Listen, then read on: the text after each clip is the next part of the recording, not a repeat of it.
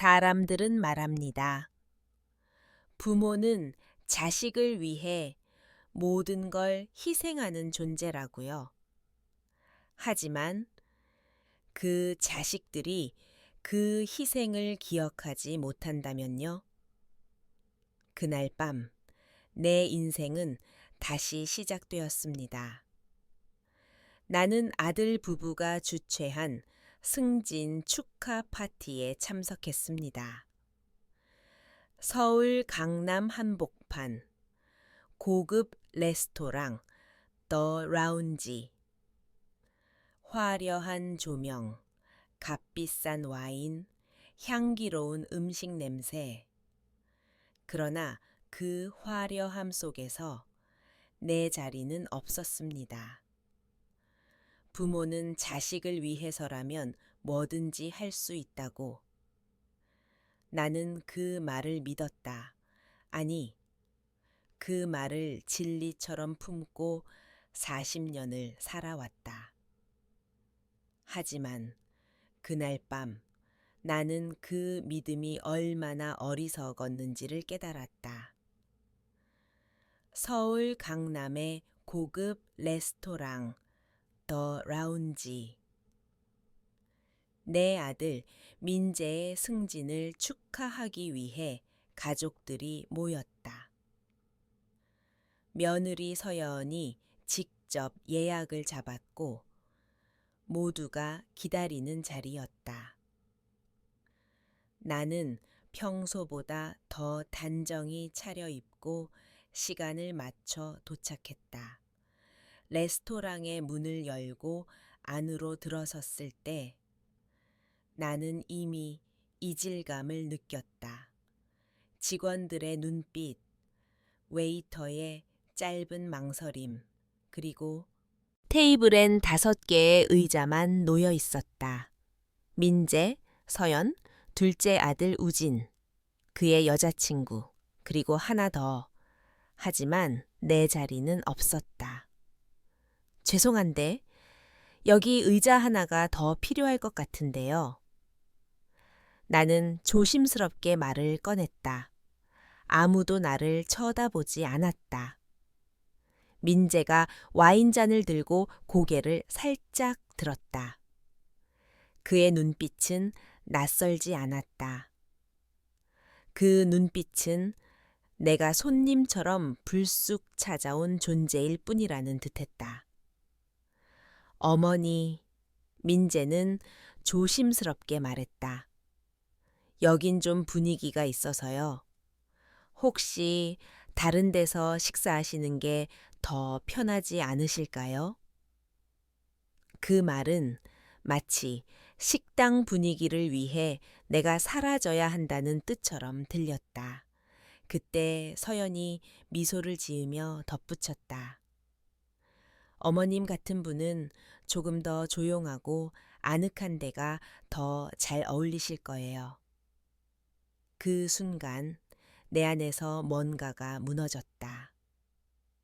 동시에 이상하게도 웃음이 나왔다.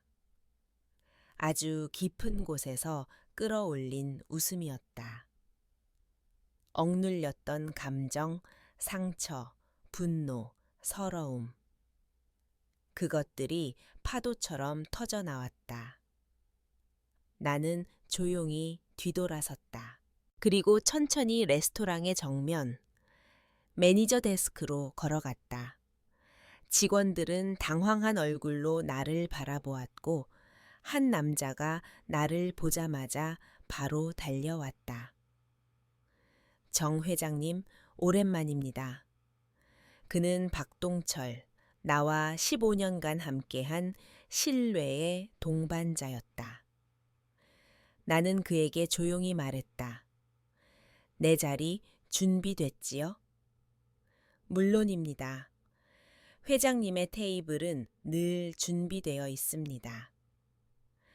그 순간 민재의 얼굴이 창백해졌고 서연은 입을 다물지 못했다. 우진은 숟가락을 떨어뜨렸다. 그들은 몰랐다. 그 레스토랑이 누구의 것인지, 그들이 마신 와인과 먹은 음식이 누구의 주머니로 들어가는지. 나는 그 자리에서 당당히 내 자리로 향했다. 직원들은 나를 에스코트했고 최고의 창가 자리에 앉았다. 나는 고개를 돌려 자식들이 앉은 테이블을 바라보며 말했다. 저기, 테이블에는 샤또 마르고 2010년산 한 병 서비스로 보내주세요. 직원들이 고개를 끄덕이며 움직였다. 민재는 자리에서 일어나 내게 다가왔다. 어머니, 어떻게 여기서 이렇게... 나는 그 말을 끊었다. 왜냐고? 간단해. 이곳은 내가 15년 전부터 투자해온 내 식당이니까. 나는 숨기고 살았다. 너희들이 나를 불쌍한 가정부로 여기며 마음대로 대하게 두었다. 그게 더 편했으니까. 사람은 아무것도 가진 게 없다고 믿을 때 진짜 얼굴을 드러내거든. 나는 더 이상 침묵하지 않기로 결심했다. 이제부터 진짜 이야기를 시작할 시간이다.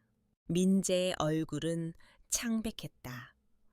그토록 자신만만하던 눈빛은 흔들리고 있었고 그의 입술은 말없이 떨렸다. 내 앞에 선 그는 더 이상 내가 알던 어린 아들이 아니었다. 아니, 어쩌면 나는 지금까지 진짜 그를 모르고 살았는지도 모른다. 어머니, 진짜세요? 그는 내게 물었지만 그 물음 속엔 확인이 아니라 부정이 담겨 있었다. 마치 내가 이런 자리에 있을 수 없다는, 그래서는 안 된다는 듯한 당황스러운 믿음. 나는 웃었다. 억울해서 웃은 것이 아니라 이제야 진실을 드러낼 때가 왔다는 안도감에서 비롯된 웃음이었다. 그래, 진짜야. 그리고 이 자리는 내가 15년 전부터 준비한 내 자리지. 나는 천천히 자리에 앉았다. 박동철 이사가 직접 내 의자를 당겨주었고 웨이터들이 일사불란하게 움직였다. 레스토랑 안의 분위기는 갑자기 달라졌다. 몇몇 손님은 속삭이며 나를 바라보았고 누군가는 조심스레 핸드폰을 꺼내 들었다. 나는 한 모금 물을 마시고 창밖을 바라보았다. 서울의 밤은 언제나 화려하지만 그 아래에 숨겨진 어둠은 아무도 모른다. 나 역시 그 어둠 속에서 살아왔다. 아무에게도 말하지 못한 이야기들, 혼자만 알고 있던 지난 세월. 나는 가난한 미혼모였다. 30살에 남편을 사고로 잃고 새 아이를 안고 절망 속에서 하루하루를 버텼다. 막내딸 혜진이는 폐렴으로 세상을 떠났다.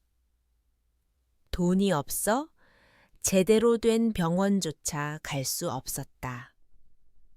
나는 그날 밤을 잊지 못한다. 혜진이의 마지막 숨소리를 들으며 나는 마음속으로 맹세했다. 다시는 내 자식들이 굶거나 추위에 떨게 두지 않겠다. 그날 이후 나는 새벽부터 밤까지 일했다. 빌딩 청소, 식당 설거지, 남의 집 가사 도우미. 어떤 일이든 마다하지 않았다. 내 손은 금세 거칠어졌고 허리는 점점 굽어갔다. 친구들은 하나둘 멀어졌고 가족 모임은 나와 상관없는 세상이 되었다. 하지만 나는 아이들을 위해 돈을 모았다. 학원비, 급식비, 수학여행비, 대학 등록금. 민재가 대학에 붙었을 때 나는 눈물을 흘렸다. 우진이가 첫 월급을 받았을 때 나는 그날 도시락 대신 삼겹살을 구워주었다. 아무도 몰랐다. 내가 어떻게 그 모든 것을 해냈는지. 그리고 어느 날 나는 결심했다. 더 이상 단순한 생존이 아니라 내 삶을 지키는 투자를 시작하겠다고. 처음엔 아무도 믿지 않았다. 가사 도우미가 무슨 돈으로 부동산을 사냐고, 주식은 위험하다고, 사업은 남자들이나 하는 거라고. 하지만 나는 밤마다 책을 읽고 새벽마다 시장을 분석했다. 박동철은 그런 나의 노력을 처음으로 인정해준 사람이었다. 그는 나에게 이 식당 투자를 제안했고 나는 가진 돈을 다 모아 투자했다. 그리고 그것이 시작이었다. 지금은 5곳의 레스토랑과 3개의 오피스 건물, 그리고 복지재단까지. 모두 내가 세운 것들이었다. 하지만 나는 숨겼다. 아이들이 나를 여전히 도움이 필요한 노모라고 생각하도록 놔두었다. 왜냐고? 사람은 누군가 아무것도 없다고 믿을 때 진짜 얼굴을 보여주거든. 나는 그들의 진심을 보고 싶었다. 그리고 오늘 나는 충분히 봤다. 서여은은 여전히 내 자리를 이해하지 못한 듯했다. 그녀는 자리에서 일어나 내게 다가왔다. 어머님, 무슨 오해가 있으신 것 같은데요. 저희는 그냥... 나는 그녀의 말을 잘랐다. 오해? 서연 씨, 당신은 내 얼굴을 보며 미소 지었지. 하지만 그건 따뜻한 미소가 아니었어. 사람을 아래로 보는, 얕잡아 보는 미소였지.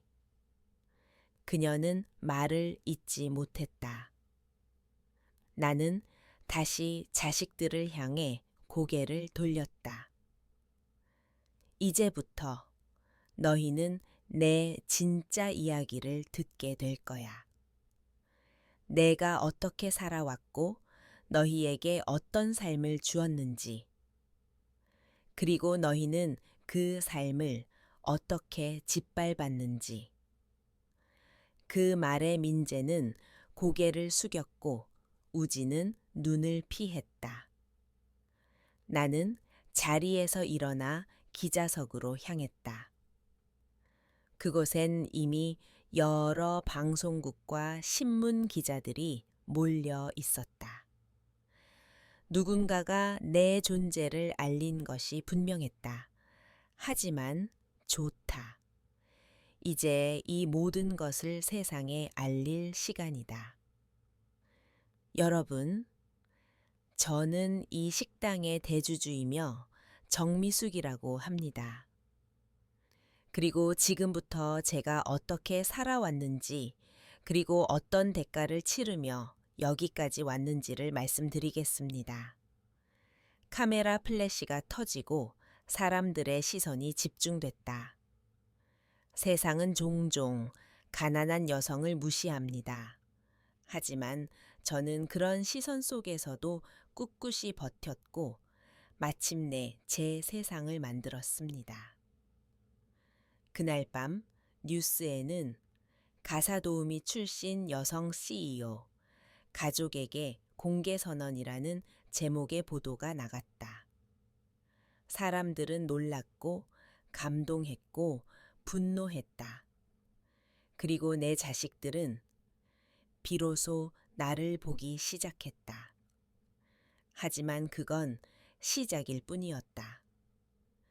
나는 이제야 진짜 인생을 살아갈 준비가 되었다. 내가 그 식당에서 진실을 밝혔던 날 이후 세상은 잠시 들썩였다. 하지만 그보다 더 크게 요동친 건 내 마음이었다. 기자들의 질문, 사람들의 반응, 뉴스의 헤드라인보다도 내 머릿속을 가득 채운 건 지난 40년간의 기억들이었다. 나는 서울의 변두리, 좁고 습한 반지하에서 새 아이를 키웠다. 남편이 사고로 세상을 떠난 날, 나는 세상 끝에 내던져진 기분이었다.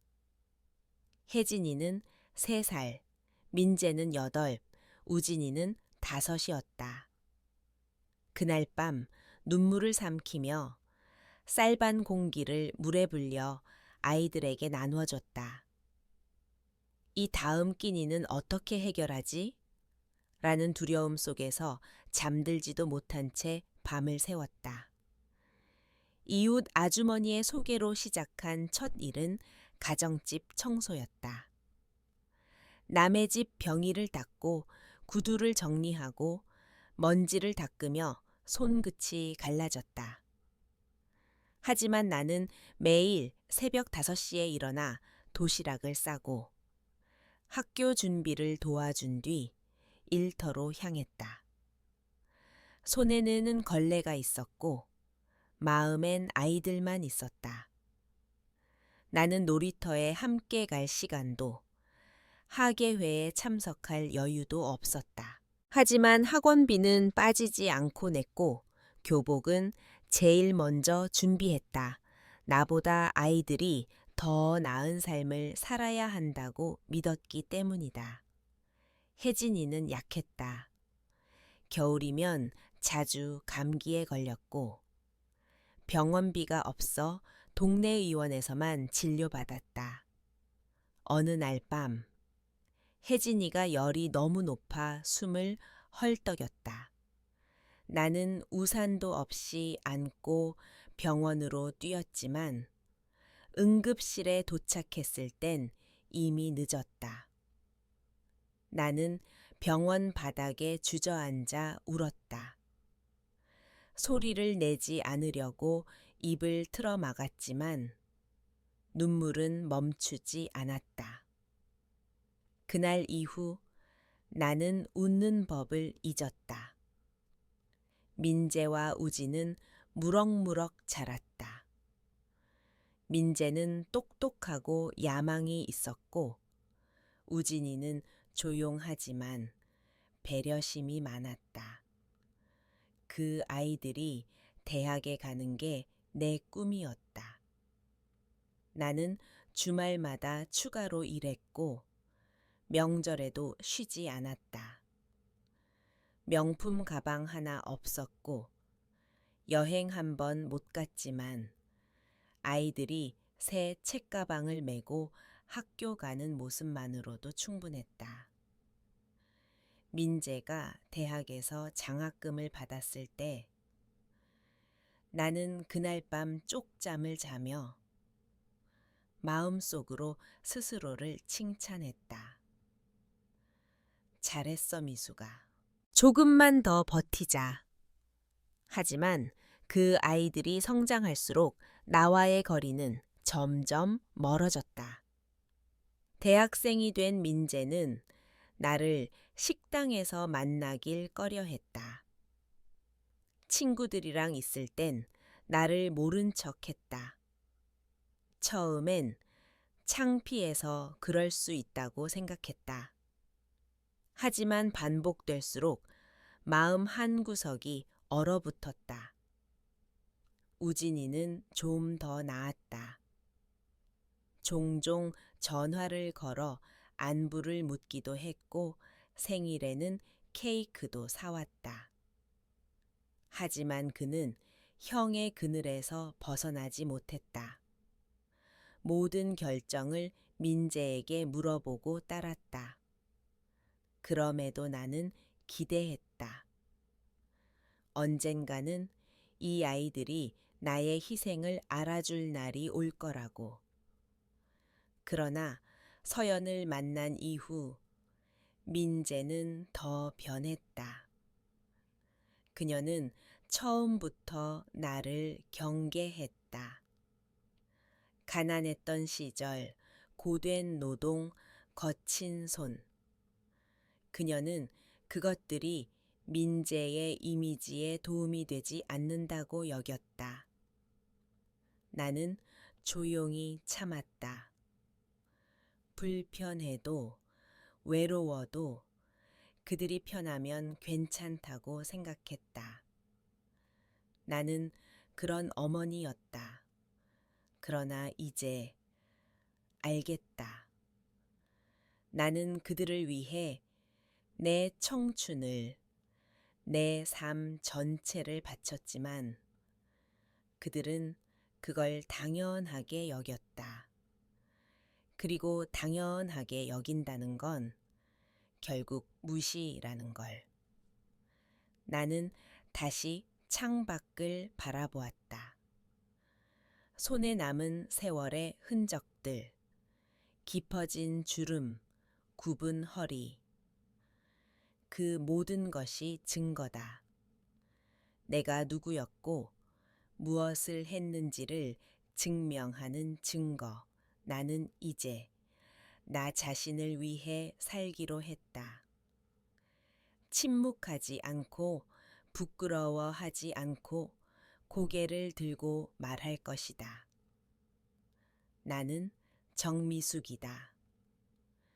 가난했던 시절 새 아이의 엄마였고 지금은 내 인생의 주인이다. 정말 이상한 일이었다. 나는 항상 뒤에 있었다. 그들의 그림자 속에서, 그들의 성공 뒤에서 조용히 미소 짓고 박수 치는 존재였다. 그들이 새 집으로 이사할 때도, 첫 차를 장만했을 때도, 결혼식장에서 눈물 흘리며 서 있을 때도 나는 항상 배경이었다. 나는 민재의 결혼식 날 가장 싸고 소박한 원피스를 입었다. 화려한 드레스를 입은 서연의 어머니 옆에서 혹시 하객들이 나를 친척이 아니라 한여로 오해하면 어쩌지? 라는 걱정을 해야 했다. 나는 결혼식 비용의 절반을 부담했다. 아무도 그걸 기억하지 않았다. 우진이 첫 직장을 구했을 땐 한 달치 월급만큼 축하금을 넣어줬다. 그는 고맙다고 말했지만 이내 잊었다. 그리고 나중엔 나의 존재를 부담스러워했다. 나는 그들에게 모든 것을 줬다. 그러나 그들은 내 생일을 기억하지 못했다. 나를 여행에 초대한 적도 없었고, 연휴가 되면 어머니는 시골에 계시니 편하겠다며 도시에서 각자의 삶을 즐겼다. 나는 없었다. 그들의 세계에 나는 존재하지 않았다. 그래서 나는 그들의 세계 밖에서 나만의 세계를 만들었다. 처음엔 조심스러웠다. 누구에게도 말하지 않고 작게 시작했다. 작은 원룸 하나를 전세로 얻어 월세를 받았고 10년 넘게 저축한 적금을 해약해 주식에 투자했다. 새벽마다 신문을 오려 스크랩했고 방송 경제 프로를 빠짐없이 시청했다. 나의 첫 투자 실패는 쓰라렸다. 몇백만 원을 날리고 며칠 동안 잠을 이루지 못했다. 하지만 멈추지 않았다. 나는 수백 권의 책을 읽었고 수십 번의 강의를 들었다. 그리고 마침내 안정적인 수익이 생기기 시작했다. 정장을 입고 회의에 참석하는 날도 있었고, 내가 투자한 사업장이 개업하는 날엔 꽃다발을 들고 축사를 하기도 했다. 아무도 몰랐다. 나는 철저히 숨었다. 이름도 얼굴도 소문도 남기지 않았다. 그들에게 나는 여전히 반지하에 사는 가사도우미 출신의 노모일 뿐이었다. 나는 일부러 오래된 옷을 입었고 낡은 핸드백을 맸다. 비싼 화장품을 써도 외출할 땐 늘 자외선, 차단제 하나만 발랐다. 그들의 눈에 나는 불쌍한 엄마로 남아 있어야 했으니까. 왜냐고. 그들이 나를 어떻게 대하는지를 확인하고 싶었으니까. 그들이 나를 사랑하는지 아니면 그저 이용하고 있는지를. 결과는 분명했다. 서연은 항상 나를 낮잡아 봤다. 그녀는 자주 내 앞에서 요즘 어르신들은 왜 이렇게 눈치가 없을까요? 라고 말하며 웃었다. 민재는 내 앞에선 효자 코스프레를 했지만 친구들 앞에서는 우리 엄마 좀 구식이야 라며 눈을 흘겼다. 우지는 침묵했다. 그것이 더 아팠다.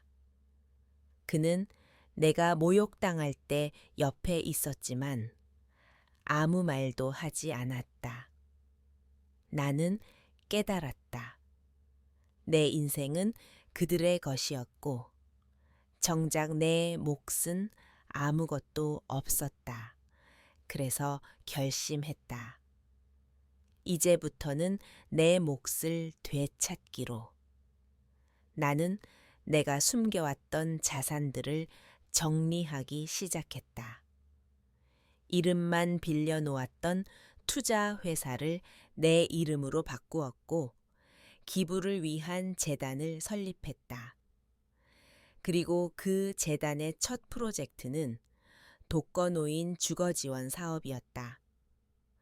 내가 과거에 살았던 그 반지하를 기억하며 누군가의 마지막 인생이 조금이라도 따뜻하길 바랐다. 나는 이제 나를 위한 삶을 살아갈 것이다. 숨지 않고 부끄러워하지 않고 고개 숙이지 않고. 나는 정미숙이다. 그리고 이제 내 이름으로 사는 법을 배워가는 중이다. 그날 밤은 이상하리만큼 고요했다. 서울의 불빛은 여전했고 도심의 소음도 그대로였지만 내 내면은 폭풍 같았다. 뉴스는 빠르게 확산되었다.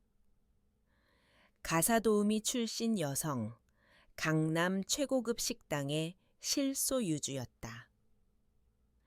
인터넷 기사 제목은 자극적이었고 댓글은 수천 개가 달렸다. 어떤 이는 나를 영웅이라 불렀고 어떤 이는 그 정도로 숨길 일이냐며 비꼬았다. 하지만 나는 개의치 않았다. 내가 신경 쓰인 건 오직 하나였다. 내 아이들의 반응. 다음 날 아침 내 휴대폰에는 미네의 메시지가 와 있었다. 어머니, 오늘 저녁 시간 괜찮으세요? 꼭 뵙고 이야기하고 싶습니다. 나는 짧게 답장을 보냈다. 저녁 7시 테라스에서 보자. 오후가 되자 우진에게도 메시지가 왔다. 그는 말끝마다 죄송하다는 말을 붙였다. 나는 그에게도 똑같이 말했다. 7시에 테라스에서. 그리고 7시. 나는 레스토랑 더 라운지의 가장 안쪽 커튼이 드리워진 개인 룸에서 그들을 기다렸다. 민자에는 평소보다 수척해진 얼굴로 들어왔다. 습관처럼 넥타이를 바로 잡았지만 그의 손끝은 떨리고 있었다. 우진은 고개를 숙인 채 내 눈을 제대로 보지 못했다. 그리고 그 옆엔 서연이 있었다. 그녀는 눈 화장을 거의 지운 민낯이었고 브랜드 로고가 없는 무채색 블라우스를 입고 있었다. 나는 그들에게 자리를 권했다. 모두가 조용히 앉았고 말없이 시간이 흘렀다. 이 자리는 내가 먼저 말을 꺼냈다. 내가 너희를 위해 준비한 마지막 자리일지도 모른다. 민재가 고개를 들었다. 그의 눈엔 눈물이 고여 있었다. 어머니, 정말 죄송합니다. 제가 얼마나 잘못했는지 이제야 알겠어요. 어머니가 어떤 분이셨는지를. 나는 손을 들어 그의 말을 막았다. 말로는 충분하지 않다. 나를 다시 가족으로 대하고 싶다면 너희는 행동으로 보여줘야 해. 그들의 눈빛이 달라졌다. 나는 준비해온 종이 봉투를 꺼내 테이블에 올려놓았다. 여기 안에는 앞으로 1년간 너희가 따라야 할 조건이 적혀 있다. 그 조건을 지키지 못하면 더 이상 나는 너희의 어머니가 아니다. 서연은 봉투를 바라보다가 물었다. 복수이신가요? 나는 단호히 말했다. 이건 교육이다. 인간으로서, 자식으로서 어떻게 살아야 하는지를 가르치는 마지막 기회야. 민재는 봉투를 열었다. 안에는 다음과 같은 조건이 적혀 있었다. 1년 동안 내 재산에 일절 접근하지 않는다. 내가 정한 장소에서 거주한다. 과거 내가 살던 반지하 주택. 내가 정한 일터에서 일한다. 청소업체, 식당 설거지, 요양보호 보조. 매달 자필로 반성문과 경험 보고서를 제출한다. 1년 후, 나와 직접 면담 후 재평가한다. 우진은 침을 꿀꺽 삼켰다. 민재는 한동안 말이 없었다가 고개를 끄덕였다. 알겠습니다. 따르겠습니다. 정말로. 나는 고개를 끄덕였다. 좋아.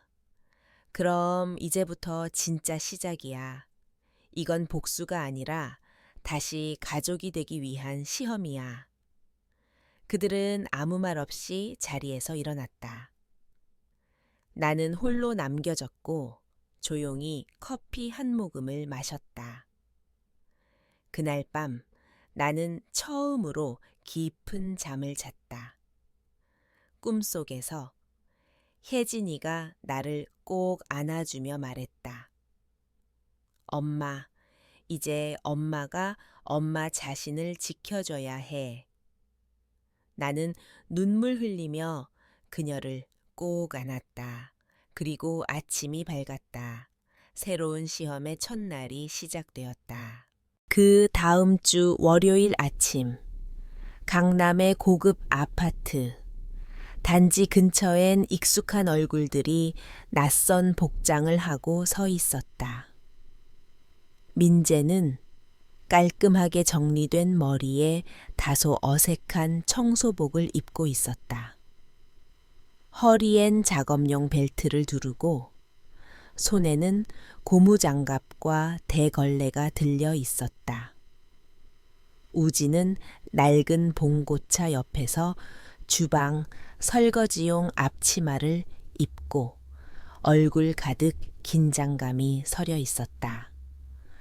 서연은 한쪽 팔에 머리망을 두르고 고무장갑 위에 플라스틱 앞치마를 입은 채 요양병원 출입 명부를 바라보고 있었다. 그들의 새로운 일상은 그렇게 시작되었다. 첫날, 민재는 내가 운영하는 오피스 건물의 청소팀에 배정되었다. 오전 6시, 그는 로비의 바닥을 닦고 복도의 먼지를 쓸고 쓰레기통을 비웠다. 지나가던 사무직 직원들이 그를 힐끔 쳐다보며 수근거렸다. 어떤 이는 그를 알아보고 놀라기도 했다. 저 사람 예전에 은행 지점장이던데. 민재는 말없이 고개를 숙였다. 그의 손에는 물집이 잡히고 있었고 무릎은 닦고 또 닦으며 퉁퉁 부어 올랐다. 그날 밤 민재는 보고서를 4개 제출했다. A사 용지 2장 분량의 자필 보고서엔 다음과 같은 문장이 적혀 있었다. 어머니, 바닥을 닦으며 처음으로 제 손을 오래 들여다보았습니다. 이 손이 누군가를 위해 무언가를 해본 적이 있었는지 반성하게 되었습니다. 나는 아무 말 없이 그 보고서를 책상 서랍에 넣었다. 우지는 내가 지시한 대로 식당의 설거지 업무를 맡았다. 점심 피크 시간대엔 그릇 수십 개가 쏟아졌고 뜨거운 물과 기름때 속에서 그의 손끝은 금세 붉게 물들었다. 처음엔 동료들이 그를 불편해했지만 그는 묵묵히 자신의 일을 했다. 하루 종일 단 한 번도 휴대폰을 들여다보지 않았고 시키지 않아도 선반을 닦고 바닥을 청소했다. 며칠 후 식당 매니저가 나에게 전화를 걸어왔다. 사장님, 그 우진 씨란 청년 인사도 잘하고 일도 책임감 있게 해요. 솔직히 예상 밖이에요. 나는 미소 지으며 짧게 답했다. 그 아이, 겸손을 배우는 중이에요. 서연은 요양병원에 보조 업무를 시작했다. 처음엔 적응하지 못했다. 노인들의 말이 반복되거나 갑자기 큰 소리를 내거나 기저귀를 갈아야 하는 순간마다 눈살을 찌푸리었다. 그러나 병원의 한 할머니가 그녀의 손을 꼭 잡고 말했다. 우리 딸은 해외에 있어서 자주 못 와. 그런데 아가씨가 와서 손 한 번 잡아주니 참 따뜻하네. 그날 이후 서연은 달라졌다. 매일 출근 전 거울 앞에서 머리를 단정히 정리했고 할머니들 머리를 빗어주며 조용히 대화를 나눴다. 그리고 어느 날 그녀가 나에게 처음으로 자필 편지를 보냈다. 어머님, 처음엔 이게 고통이고 굴욕이라고만 생각했습니다. 그런데 지금은 깨달았습니다. 제가 사람을 돌본다는 것이 무엇인지, 마음을 나눈다는 것이 무엇인지, 늦게 배워 죄송합니다. 나는 그 편지를 읽고 오랜 시간 아무 말도 하지 못했다. 이것이 내가 원했던 변화였다. 그들이 내가 겪었던 삶의 일부라도 체험하고 그 속에서 새로운 가치를 발견하길 바랐던 것이다. 가족이란 단지 피를 나눈 존재가 아니라 서로의 고통을 이해하고 존중하는 관계여야 한다는 것을. 그 주 토요일 나는 처음으로 새 아이를 우리 집에 불러 저녁을 함께 했다. 소박한 나물 반찬과 된장국이 전부였지만 그 식탁 위엔 오랜만에 진짜 대화가 오갔다. 민자애는 여전히 눈치를 보았고 우지는 조심스레 미소 지었고 서연은 몇 번이나 고개를 숙이며 말했다. 정말 감사합니다, 어머님. 나는 그 말을 듣고 고개를 끄덕였다. 진짜 가족이 되고 싶다면 먼저 진짜 삶을 알아야 한다. 그리고 그 첫걸음을 그들이 드디어 내디딘 것이다. 몇 주가 지나자 소문은 퍼져나갔다. 내가 자식들에게 일종의 벌을 주고 있다는 이야기가 입소문을 타고 번졌고 SNS에는 여러 추측과 논란이 뒤섞이기 시작했다. 정미숙 회장이 자식들을 의도적으로 고생시키고 있다. 가족 간의 문제를 대중 앞에 노출한 건 과도하다. 이건 교육이 아니라 복수다. 한 방송 프로그램에서는 나를 주제로 토론이 벌어졌다. 한쪽에서는 나를 강인한 어머니, 지혜로운 인물이라 칭송했고 다른 한쪽에서는 냉정하고 복수심에 찬 사람으로 묘사했다. 나는 그 방송을 조용히 시청하며 생각했다. 그들은 내 인생을, 내 아픔을, 내 희생을 제대로 알지 못한다. 표면만 보고 판단하는 사람들은 언제나 있었고 앞으로도 있을 것이다.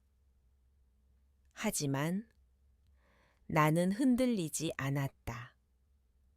왜냐하면 이건 나와 내 자식들의 문제이며 그 누구보다 우리가 해결해야 할 일이었기 때문이다. 그러던 어느 날 뉴스 보도 이후 처음으로 나를 찾아온 기자가 있었다. 젊은 여성 기자였고 그녀는 내게 조심스럽게 말했다. 정 회장님, 저는 단순한 기사거리가 아닌 진짜 이야기를 듣고 싶습니다.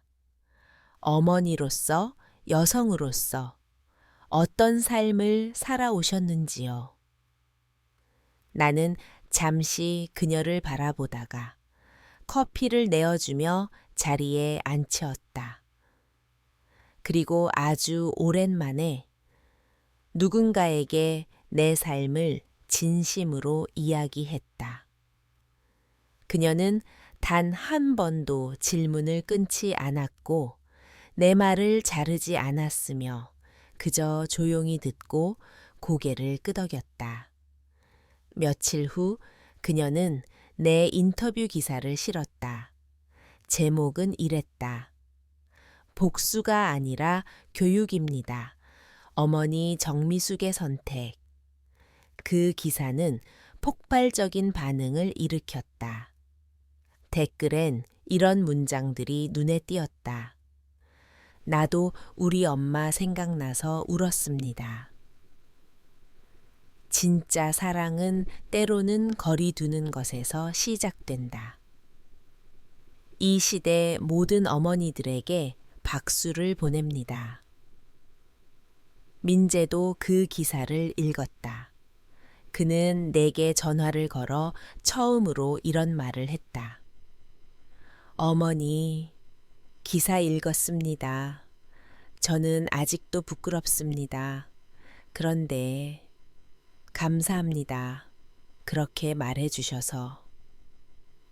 나는 짧게 대답했다. 지금처럼 느끼고 있다면 그건 이미 네가 달라지고 있다는 증거다. 이후로 내 이름은 더 이상 의문의 회장이 아니었다. 나는 강연 요청을 받았고 다양한 여성단체에서 연락이 왔다. 나처럼 평범한 여성이 세상을 바꾸는 이야기는 사람들의 마음을 흔들었다. 하지만 나는 조심스러웠다. 이건 나를 위한 이야기가 아니라 모든 어머니들을 위한 이야기였기 때문이다. 그날 저녁 집으로 돌아온 우진이 조심스럽게 물었다. 엄마, 솔직히 말해요. 우리를 이렇게까지 훈련시키는 이유, 정말로 다시 가족이 되고 싶어서인가요? 아니면 그냥 실망해서 손 떼려는 건가요? 나는 우진의 눈을 똑바로 바라보며 대답했다. 나는 너희를 포기하지 않았다. 하지만 더 이상은 너희에게 끌려다니며 나 자신을 잃고 싶지도 않다. 진짜 가족은 서로를 존중할 수 있을 때만 가능한 거야. 우진은 조용히 고개를 끄덕였다. 그의 눈가에는 아주 작지만 분명한 빛이 스며들고 있었다. 나는 속으로 다짐했다. 세상의 시선에 흔들리지 않겠다. 이 길이 외로워 보여도 끝에는 반드시 진심이 닿을 것이라 믿는다. 가을이 깊어지던 어느 날, 나는 새 아이를 다시 불렀다. 이번에는 고급 레스토랑도 무거운 분위기도 아니었다. 내가 새로 옮긴 소박한 단독주택, 작은 정원이 있는 따뜻한 집이었다. 식탁엔 내가 손수 만든 된장찌개, 시래기 무침, 그리고 어릴 적 아이들이 좋아하던 계란말이가 놓여 있었다. 민재, 우진, 그리고 서연은 조심스럽게 자리에 앉았다. 분위기는 조용했지만 그들의 눈빛에는 지난 시간들과는 다른 빛이 서려 있었다. 나는 천천히 말을 꺼냈다. 오늘은 마지막 조건을 이행하려 한다. 민재가 고개를 들었다. 그는 예전처럼 서두르지 않고 조용히 내 말을 기다렸다. 나는 3장의 봉투를 꺼내 각각에게 건넸다. 이 안엔 너희가 앞으로 6개월간 해야 할 미션이 담겨 있다. 이건 단순한 노동이 아니라 내가 진심으로 너희가 해보길 바라는 경험이다. 우진이 봉투를 열어 읽기 시작했다. 그의 눈이 점점 커졌다. 노인복지센터 주 3일 봉사, 1인 가구 어르신 2명과 일일 생활 관리 및 말동무, 주간 보고서 및 감정 변화 일지 작성. 서연의 봉투에는 다음과 같은 내용이 적혀 있었다. 청소년 쉼터 조리 봉사, 매주 청소년 대상 요리 교육 프로그램, 운영 기획 및 실행, 월 1회 멘토링 보고서 제출, 그리고 민재. 그의 종이에는 딱 한 문장이 적혀 있었다. 너 자신을 용서하기 위한 1시간짜리 영상 인터뷰를 기획하고 촬영해라. 민재는 잠시 말이 없더니 나지막이 물었다. 인터뷰. 누구를 위해서요? 나는 대답했다. 너 자신을 위해서, 그리고 앞으로 널 다시 믿게 될 사람들을 위해서. 그는 고개를 끄덕였다. 이번에는 반항도 변명도 없었다.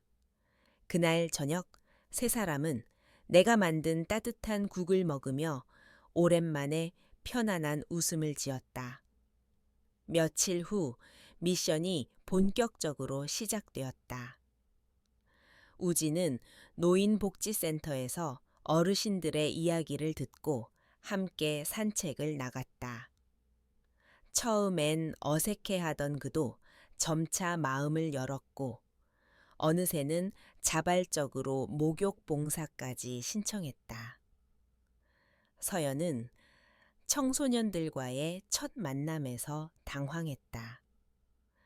거칠고 냉소적인 아이들은 그녀에게 마음을 열지 않았다. 하지만 그녀는 포기하지 않았다. 직접 요리 재료를 사오고 송글씨로 레시피를 작성해 아이들과 나눴다. 어느 날 한 아이가 이렇게 말했다.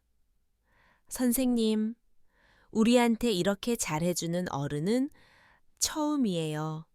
진짜로. 서연은 그날 나에게 전화를 걸어 조용히 울었다. 민재는 혼자서 카메라를 세우고 조명을 설치하며 수십 번의 NG를 냈다. 그는 스스로에게 질문을 던졌다. 나는 왜 어머니를 외면했는가? 왜 당연하게 받기만 했는가? 나는 진짜 어떤 아들이었는가?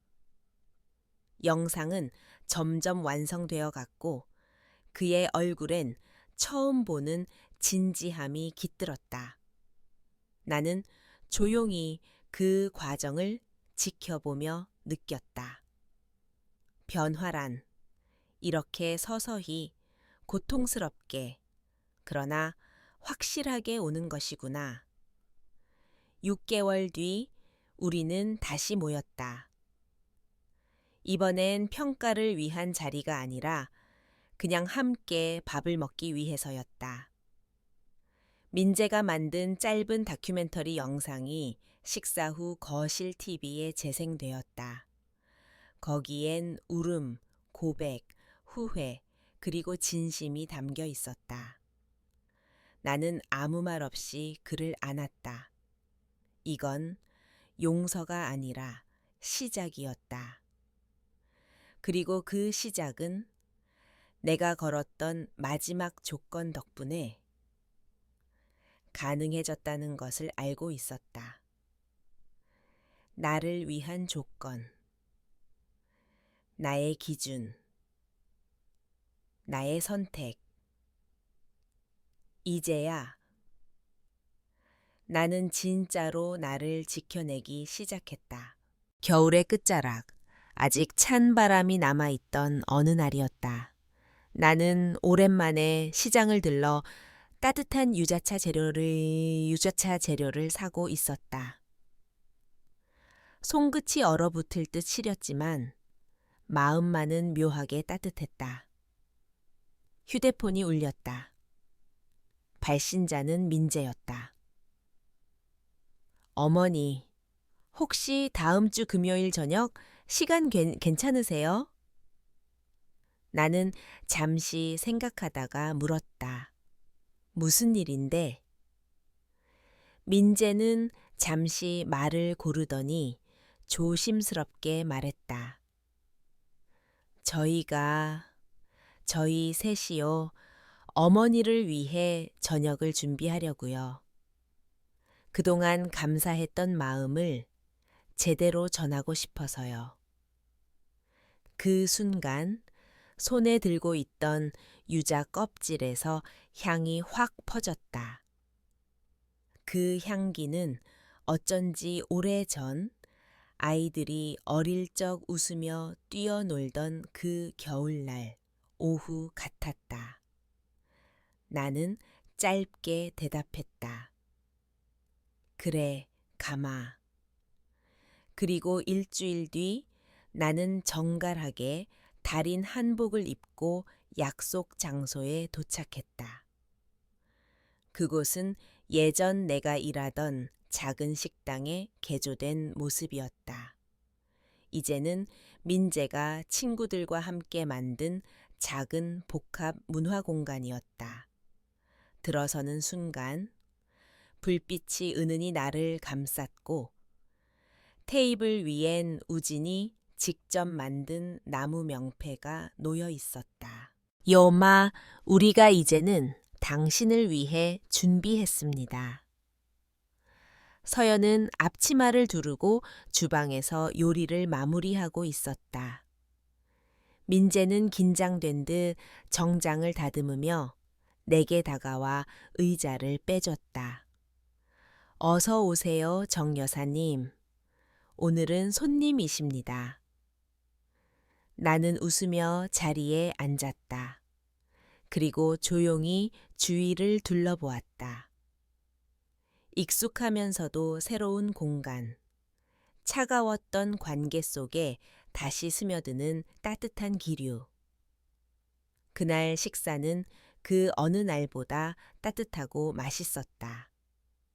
서연의 요리는 정갈했고 우지는 중간중간 어색한 농담을 던졌고 민재는 묵묵히 내 앞에 반찬을 덜어주었다. 식사 후 민재가 조용히 상자를 내밀었다.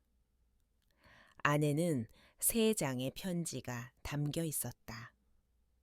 첫 번째는 민재의 편지였다. 어머니, 저는 어쩌면 너무 늦게 철든 자식일지도 모릅니다. 하지만 이제는 말할 수 있습니다. 저는 당신의 아들인 것이 자랑스럽습니다. 그리고 앞으로 남은 인생 당신의 아들답게 살겠습니다. 두 번째는 서연의 편지였다. 어머님, 처음엔 무서웠습니다. 제가 만든 잘못들이 너무 커서 돌이킬 수 없을까봐. 하지만 이제는 깨달았습니다. 진짜 가족은 용기 내어 용서를 구하고 기다릴 줄 아는 사람들이라는 걸요. 세 번째는 우진의 편지였다. 엄마, 저는 항상 조용히 있었지만 사실 누구보다 많이 보고 느끼고 있었습니다. 이제야 말합니다. 엄마, 저도 엄마처럼 강한 사람이 되고 싶습니다. 나는 천천히 눈을 감았다. 그리고 아주 천천히 고개를 끄덕였다. 사랑은 다시 피어날 수 있을까? 그 질문의 답은 지금 이 순간 내 눈앞에 있었다. 사랑은 때론 멀어지고 아프고 왜곡되기도 한다. 하지만 진심과 시간, 용서와 이해가 더해진다면 그 사랑은 다시 피어난다. 이제 우리는 다시 가족이 되기 시작했다. 이전과는 다른 방식으로 서로를 배우고 존중하고 함께 성장하는 방식으로. 5년이 지났다. 겨울이 다가오면 나는 늘 그날을 떠올린다. 민재의 승진 파티, 의자 하나 없던 그 밤, 그리고 나의 인생이 다시 시작된 날. 지금의 나는 더 이상 누군가의 그림자 속에 살지 않는다. 나는 내 이름으로 사업을 이어가고 있고 정미숙 재단은 전국의 독거노인과 저소득 어르신들을 위한 주거, 의료, 교육 프로그램을 운영하고 있다. 내가 가장 자랑스러워하는 일은 콜롬비아의 한 80세 여성에게 되찾아준 집 한 채다. 그녀는 아들들에게 강제로 병원에 입원당했고 재산을 빼앗겼다. 우리 재단의 법률팀은 그 집을 되찾아 주었고 그 사건은 현지 법 개정의 계기가 되었다. 나는 책을 3권 썼고 국내외 강연을 다녔다. 내 이야기는 수많은 여성, 특히 고령의 여성들에게 힘이 되었고 희망이 되었다. 그리고 나의 가족. 민재는 지금도 재단의 유지보수팀에서 일하고 있다. 누구보다 현장을 잘 알고 누구보다 묵묵히 일한다. 처음엔 수치심과 마주하는 게 힘들었겠지만 그는 그것을 딛고 일어섰다. 우지는 시설 관리와 봉사 기획을 총괄하는 중간 관리자가 되었고 어르신들과 가장 가까운 거리에서 일한다. 그는 어느새 누구보다 따뜻한 리더가 되어 있었다. 서연은 지금 더 라운지의 수석 셰프다. 그녀의 요리는 감동을 담고 있다. 땀과 진심으로 만들어진 그 맛은 미쉐린 가이드에 등재될 정도로 성장했다. 그녀는 나에게 종종 말한다.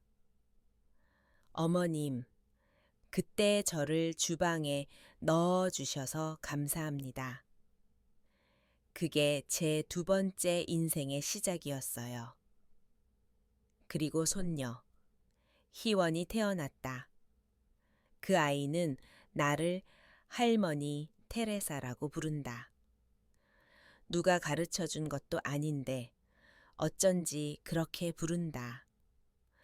나는 매달 가족과 함께 밥을 먹는다. 강요된 자리가 아니라 서로가 진심으로 기다리는 시간이다. 어느 날 민재가 조심스럽게 물었다. 어머니, 혹시 유산 계획은 어떻게 하실 생각이세요? 나는 미소 지으며 대답했다. 이미 정해놨어. 대부분은 재단에 갈 거야. 하지만 너희 셋에게도 줄 게 있어. 그들은 놀란 듯 했지만 아무 말도 하지 않았다. 나는 이어서 말했다. 단 조건이 있어. 이건 다시 돌아갈 수 없는 길이야. 너희가 계속 지금처럼 살아가겠다는 전제하에 일부를 맡기는 거지. 다시 과거처럼 되면 그건 모두 회수될 거야. 민재는 고개를 끄덕였고 우지는 당연하다는 듯 웃었다. 서연은 눈물이 그렁한 눈으로 고개를 숙였다. 나는 더 이상 망설이지 않았다. 이제 나는 나를 위해 살아가는 사람이다. 누구의 엄마도 누구의 그림자도 아닌 내 이름으로 내 뜻대로 사는 한 인간으로. 그 길의 시작은 아팠고 외로웠고 때로는 잔인했다. 하지만 그 과정을 지나왔기에 지금의 나와 우리가 있는 것이다. 이제 나의 이야기는 끝이 아니다. 그저 또 다른 시작일 뿐이다. 그리고 나는 후회하지 않는다. 내가 나를 사랑하기로 한 그 모든 선택을. 너한 캣 이 이야기를 끝까지 함께 해주신 여러분, 진심으로 감사합니다.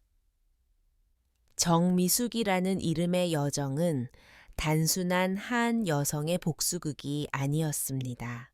그건 우리가 얼마나 쉽게 사랑을 잊고 얼마나 어렵게 용서를 배우는지를 보여주는 이야기였습니다. 여러분도 느끼셨을 겁니다.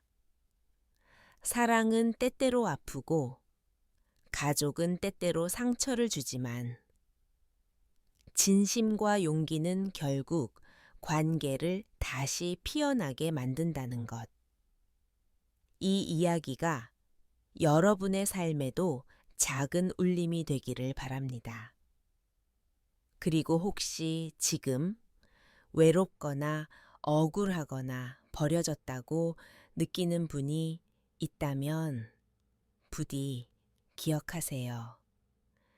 당신은 혼자가 아닙니다. 그리고 늦은 사랑이란 없습니다. 다음 이야기에서도 또 한 사람의 인생 속 진실을 여러분께 전하겠습니다. 구독과 좋아요, 알림 설정 잊지 마시고 다음 영상에서 꼭 다시 만나요. 고맙습니다. 그리고 당신의 용기를 응원합니다.